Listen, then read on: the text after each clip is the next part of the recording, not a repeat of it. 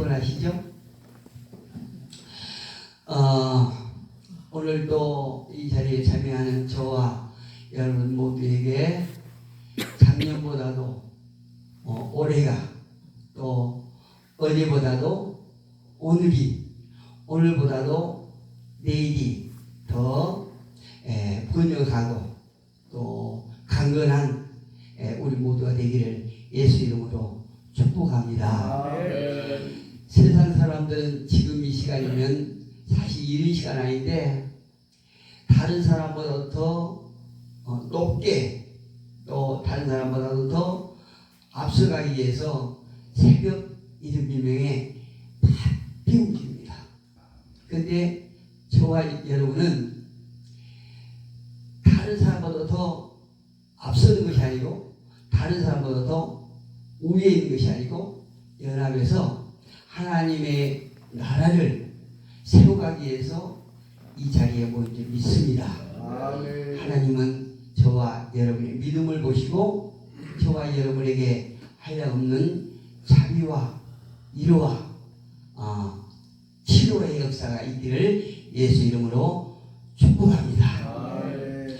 오늘 본문을 통해서 사람들은 건강을 붙잡고 명예와 권세를 붙잡고 또 재물을 붙잡기 위해서 열심히 쉬지 않고 가지만 저와 여러분은 무엇을 붙잡고 가야 할지를 오늘 히브리서 기자는 잘 말해주고 있습니다. 본문 12절에 보니까요. 형제들아 너희는 삼가 혹 너희 중에 누가 믿지 아니하는 악한 마음을 품고 살아계신 하나님에게서 떠들릴까 조심할 것이요 이렇게 말씀하고 있습니다. 이 말씀은 우리 목사님들 잘 아시다시피 구약의 말씀이죠. 구약의 말씀을 시편 기자가 인용하면서 너희가 어제 있었던 일을 잊어버리지 아니하고 즉 이스라엘 백성들이 광야 생활을 하면서 하나님을 거부하고 망령되이 행하며 멸망했던 그들을 기억하면서 너희는 그들의 삶을 교훈 삼아서 실패하지 않도록 하라 이렇게 말씀하고 있습니다. 우리는 어제가 지나간 과거가 아니라 오늘을 더 알차고 또 풍요롭고 또 우리가 하나님 보시기에 더 장성하고 더 견고한 우리 모두가 되기를 하나님은 원하고 계십니다. 아멘. 우리 하나님의 사람들은요 믿지 않으면 악한 마음을 가질 수밖에 없어요. 우리 인간 그 자체가 악하기 때문에 하나님을 떠나는 삶은 누구라도 다 악하게 되어 있습니다. 세상 기준으로 봤을 때에 선한 사람도 많고 착한 사람도 많지만 물론 그 선함이나 착함에 차이가 있습니다. 그런데 성경은 분명히 말씀하시기를 하나님을 떠나면 세상에서 아무리 착하고 선하다 할지라도 그거는 죄다 이렇게 딱 정의를 하고 계세요. 그런데 사람들 보기에 어쩌면 저와 여러분이 세상 사람들보다도 더 못할 수도 있어요. 그런데 하나님은 저와 여러분의 믿음을 보시고 너희는 의롭다 이렇게 표현해 주신 것입니다. 그래서 저와 여러분이 정말 하나님 앞에 복된 거예요. 사람이 믿음을 믿지 않으면 악해질 수밖에 없는 것처럼 악한 마음은요 믿지 않은 데서 비롯된다는 사실이에요. 그리고 악한 마음을 품으면 자연히 하나님의 살아계심을 떠나게 되어 있어요. 제가 작년에 3월 달에 굉장히 그 잇몸 중요한 부분에 염증이 생겨가지고 길동을 해서 수술을 했거든요. 3월 달에. 그런데 4월 달에 폐암 진단을 받았어요. 그런데 5월 달에 저희 아내하고 어디 가다가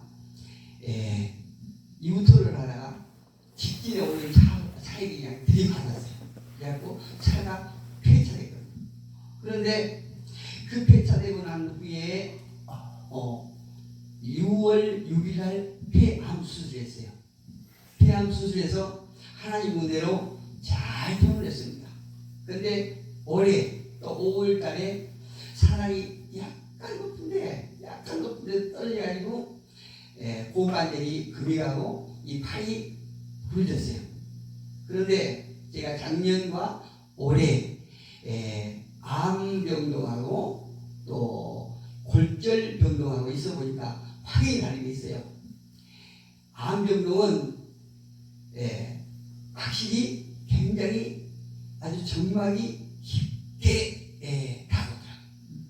암은 죽는다고 생각하나 봐요. 사람들이 가서 회복실에서 회복돼가지고 병실에 가서 침대에 누워있는데 사람들 인상이요 정말 심각해요. 이렇게 앞에 침대를 볼 때 사람들이 전혀 웃음기가 없어요. 혈기가 없어요.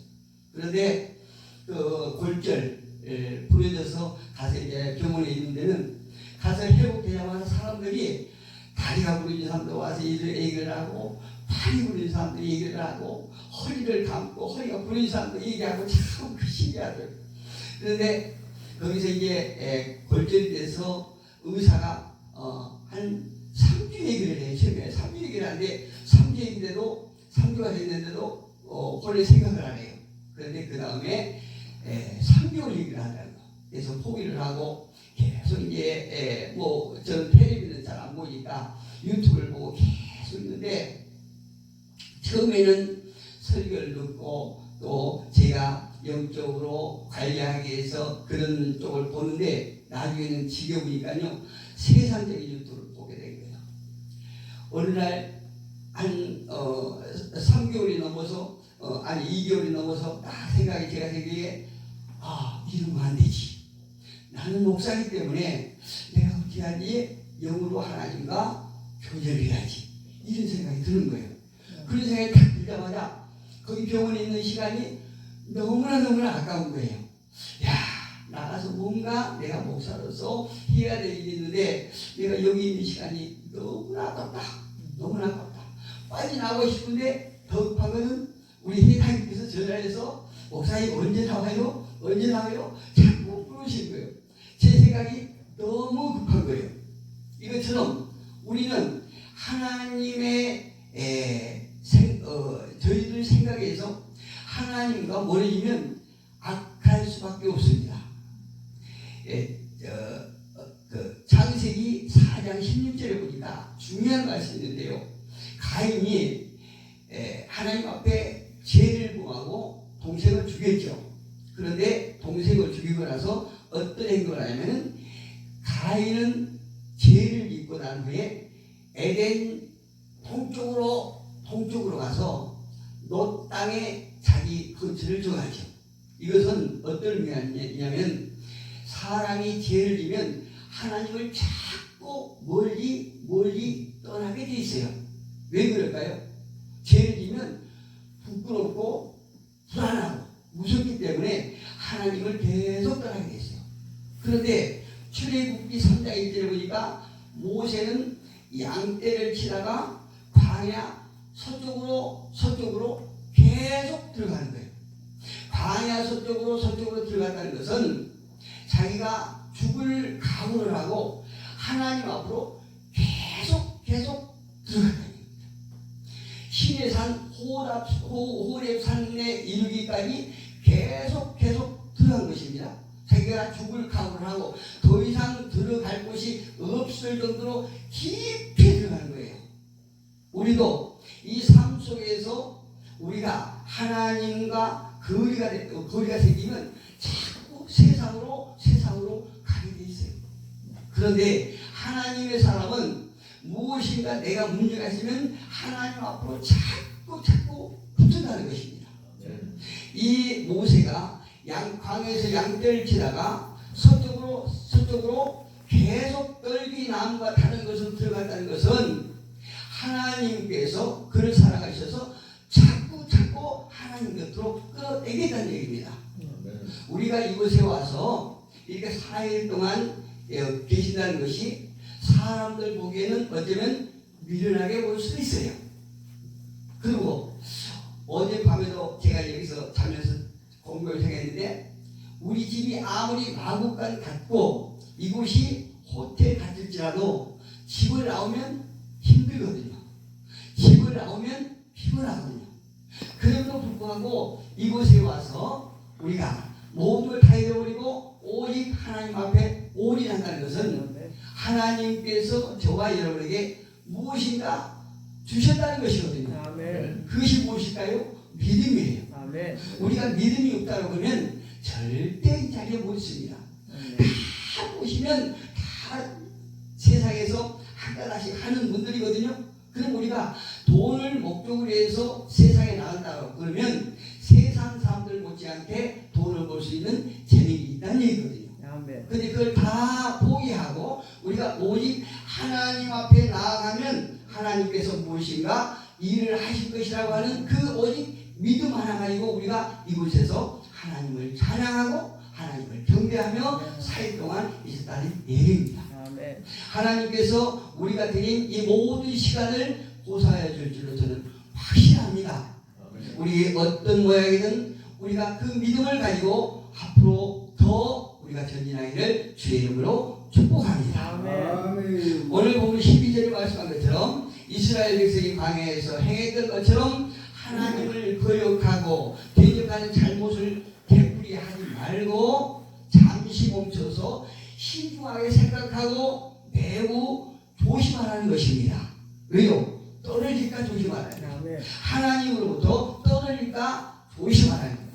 세상에는 온갖 저와 여러분을 유혹하는 것 뿐이거든요. 그렇기 때문에 우리가 조심하지 않으면 세상으로 떨어질 수밖에 없는 것입니다.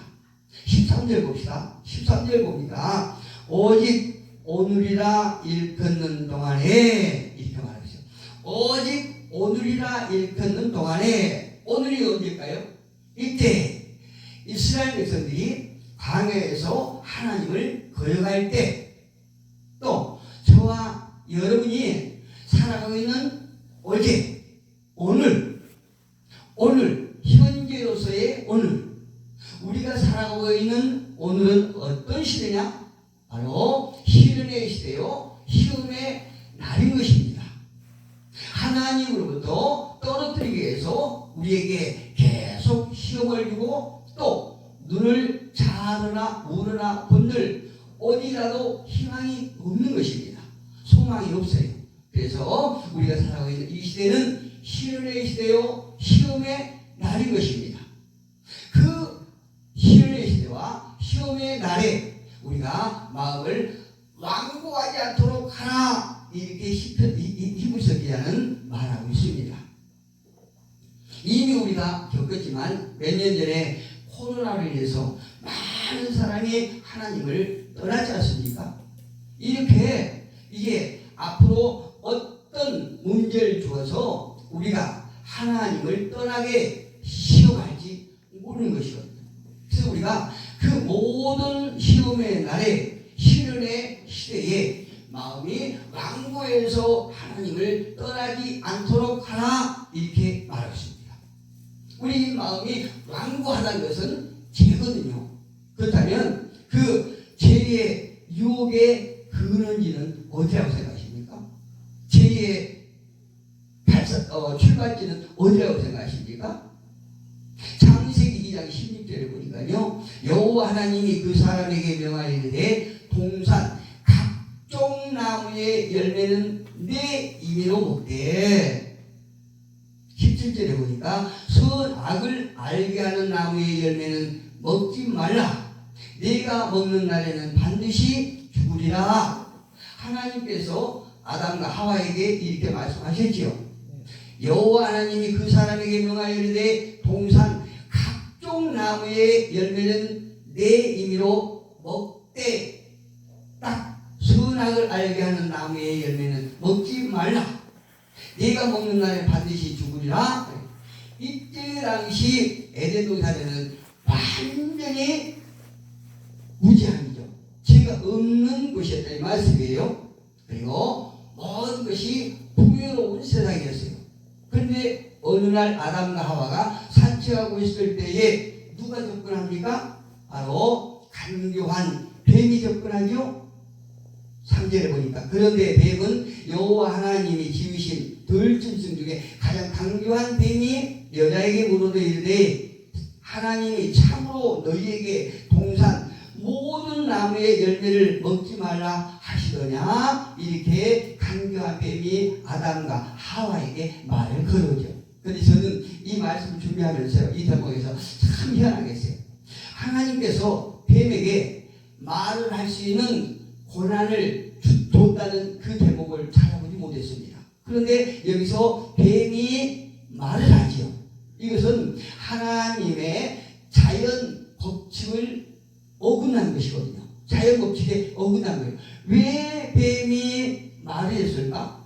이것은 겉은 뱀이고 안에는 강교한 마귀가 들어갔다는 예입니다.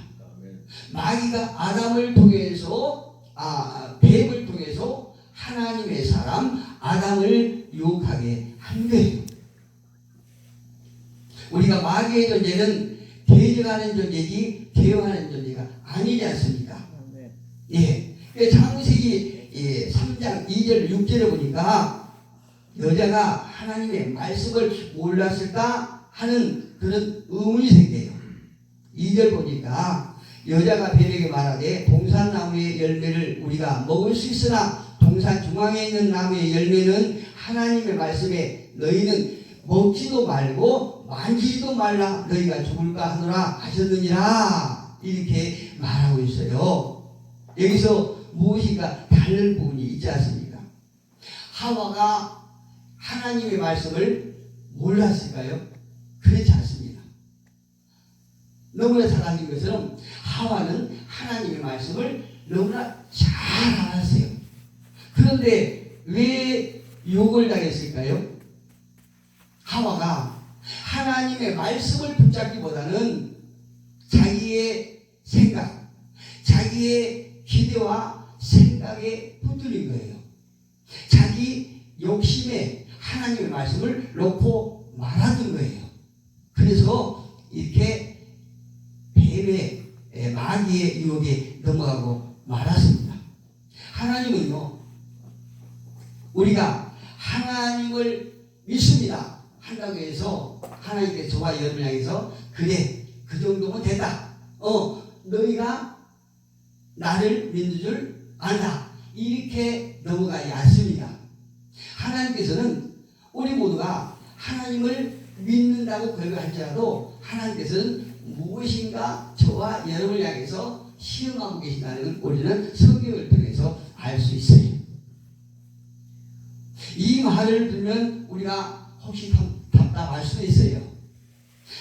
오늘도 하나님께서 나를 테스트하실지도 모르겠다 이러면서 답답할 수도 있는데 걱정하실 필요 없다고 생각합니다.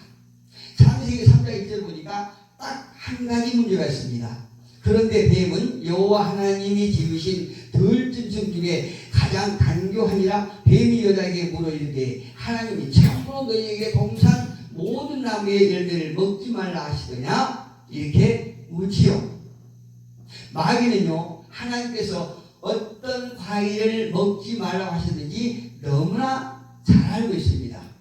여기서 핵심은 무엇이냐? 하나님의 말씀을 의심하게 하는 거죠. 하와로부터 하나님의 말씀을 의심하게 해야 돼요.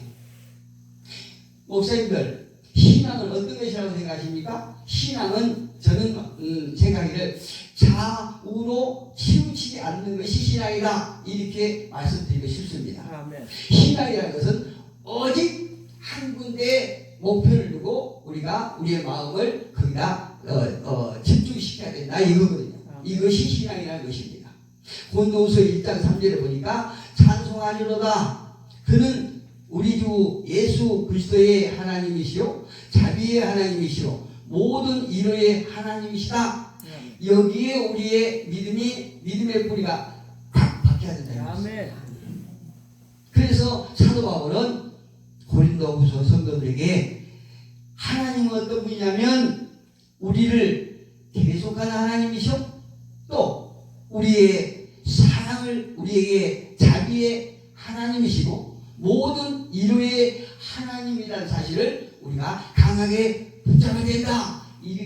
말씀하고 있는 것이에요. 하나님은 저와 여러분을 위해서 십자가에 죽으셨습니다. 또 하나님은 사랑이시오. 저와 여러분이 그냥 지옥 가는 것을 보지 않고 가볍게 여기시는 분이십니다. 또 하나님은 위로의 하나님, 저와 여러분의 슬픔과 괴로움을 다 아시는 분이세요. 우리에게 어떤 것이 있어야 될지, 무엇이 필요할지, 무엇이 문제인지 다 알고 계신단 말입니다. 그래서 우리는 평생에 하나님의 말씀만 붙잡고 그 믿음을 지켜나간다고 하면 반드시 세상이 아무리 바람이 많을지라도 우리는 견뎌나가서 승리할 줄로 확신합니다. 신앙이라고 하는 것은 약간만 들어도 비진리가 되거든요. 진리를 똑바로 보면 그게 반드시 분명하게 진리인데 그거는 약간만 들면, 그러니까 이단들이 많은 곳에 어떤 하나님의 말씀을 벗어난 것이 아니고 99%는 진리인데 단 1%를 터는 것이에요. 이게 비진리거든요. 우리는 하나님의 말씀을 옳게 분별하고 옳게 바라보며 옳게 강력하게 붙잡아야 된다는 얘기입니다. 신앙이라고 하는 것은 또 신앙에 성숙한 사람은 환경에 흔들리지 않는 것입니다. 신앙에 성숙한 사람은 상황에 매이지 않고 상황에 흔들리지 않는 것입니다. 아담과 하와는요 하나님의 말씀을 잘 알고 있었습니다. 그런데 유혹당한 것은 그가 자기의 욕심에 하나님의 말씀을 뱉어서 본 거예요. 자기의 어떤 기대와 생각에 눌려서 하나님의 말씀을 차로 약간 틀어서 본 것입니다. 그래서 하와는 하나님의 말씀에 철저하게 헌신한 것이 아니라 자기의 생각에 따라 뺄 것은 빼고 더할 것은 더했다는 얘기입니다. 그래서 그가 유혹되고 말하세요. 오늘도 저와 여러분에게 악한 사단이 무엇으로 실험할지 모릅니다. 무엇으로 저와 여러분을 유혹할지 모를 것 같아요. 그런데 우리가 하나님의 말씀을 반드시 옳게 붙잡고 있다라고 하면 아무리 강요한 뱀이라 할지라도 아무리 강요한 왕이라 할지라도 우리를 넘어뜨릴 수 없을 것입니다. 아멘. 본문으로 돌아가겠습니다. 본문 12절에 다시 한번 봅니다. 형제들아 너희는 삼가 혹 너희 중에 누가 믿지 아니하는 악한 마음을 품고 살아계신 하나님께서 떨어질까 조심하라 이렇게 말씀하고 있죠. 이렇게 기자가 구약의 슬픈 역사를 우리가 거울 삼아서 다시는 실패를 되풀이하지 말라 이렇게 권면하고 있습니다. 아멘. 예, 고린도전서 4장 18절을 보니까요 우리가 무엇을 붙잡고 무엇을 바라보고 가야 될지를 분명하게 구체적으로 잘 말해주고 있습니다. 고린도후서 4장 18절에 보니까 우리가 주목하는 것은 보이는 것이 아니요. 할렐루야.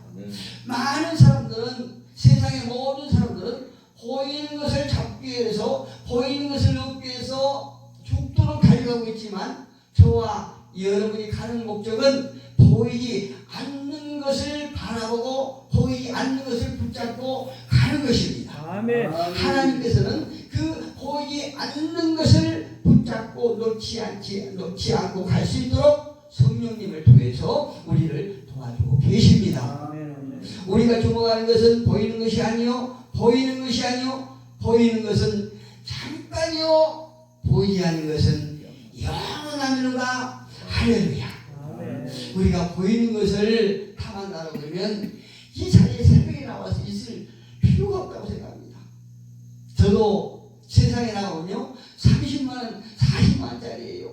그렇지만 하나님 앞에 붙들려서 세상보다도 하나님의 사랑이 영원하고 그것만이 살 것이라는 것을 제가 깨닫기 때문에 우리 한 공동체에 와서 이렇게 보람되고 또 소망이 있는 일을 하고 있는 것입니다. 아멘. 우리 이곳에 계신 모든 목사님들도 저와 생각이 똑같이도 저는 확신합니다. 우리가 세상에서 붙잡아야 될 것은 많습니다.